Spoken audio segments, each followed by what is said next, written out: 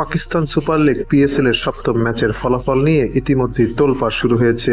সুপ্রিয় দর্শক, Pakistan super league PSL এর সপ্তম ম্যাচে মুখোমুখি হবে পেশোয়ার জালমি বনাম ইসলামাবাদ ইউনাইটেড। এই খেলাটি অনুষ্ঠিত হবে লাহোরের গাদ্দাফি স্টেডিয়ামে আগামীকাল বাংলাদেশ সময় রাত্র 8:30 এই খেলার ফলাফল উভয় দলের জন্য অত্যন্ত গুরুত্বপূর্ণ, কেননা ইসলামাবাদ ইউনাইটেড এখন পর্যন্ত একটি ম্যাচ খেলেছে, যেখানে একটিতে পরাজয় বরণ করে 7 নম্বরে অবস্থান করছে। অপরদিকে পেশোয়ার জালমি একটিতে খেলে একটিতে জয়লাভ করে পয়েন্ট টেবিলের 4 নম্বরে অবস্থান করছে। তাই তো এই দুই দলের জন্য এই ম্যাচটি হতে যাচ্ছে অত্যন্ত গুরুত্বপূর্ণ।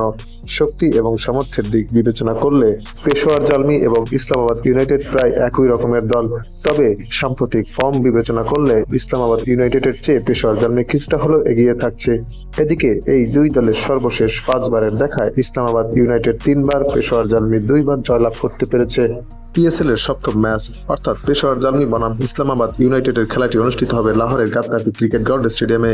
এই মাঠটি মূলত হাই স্কোরিং মাঠ হিসেবেই পরিচিত। তাই তো টসে জিতে যে কেউই এখানে ব্যাটিং করার সিদ্ধান্ত আগে নেবে। উভয় দলই তারকাবহুল ক্রিকেটার রয়েছেন, যেমন ইসলামাবাদে Imad Wasim, Devon Conway, Mark Chapman, Faheem Ashraf, Richard গ্লিসনের মতো ক্রিকেটার রয়েছেন। অপরদিকে পেশোয়ার জালমিতে বাবর আজম, জেমস ভিন, ইফতেখার আহমেদ, নাহিদ রানা, কুশাল মেন্ডিস, এমনকি শরীফুল ইসলামও খেলছেন। তাই তো এই ম্যাচটি হতে যাচ্ছে তুমুল হাড্ডাহাড্ডি লড়াইয়ের। এদিকে এই দুই দলের খেলা নিয়ে ক্রিকেট ভক্তদের মাঝে দেখা দিয়েছে তুমুল উত্তেজনা। যদিও ক্রিকেট বিশ্লেষকদের মতে এই ম্যাচে ইসলামাবাদ ইউনাইটেডই এগিয়ে থাকছে, তবে সবাইকে চমকে দিয়ে এই ম্যাচের ফলাফল একদিন আগেই ফাঁস করলো জ্যোতিষী টিয়ারটির সামনে দুই দলের পতাকা সম্বলিত খাম রাখা হলে টিয়ারটি পেশোয়ার জালমির পতাকা সম্বলিত খামটি তুলে নেয়। তাই বলাই যায়, টিয়ার ভবিষ্যৎবাণী যদি সত্যি হয় তাহলে আগামীকালকে পেশোয়ার জালমি জিততে চলেছে।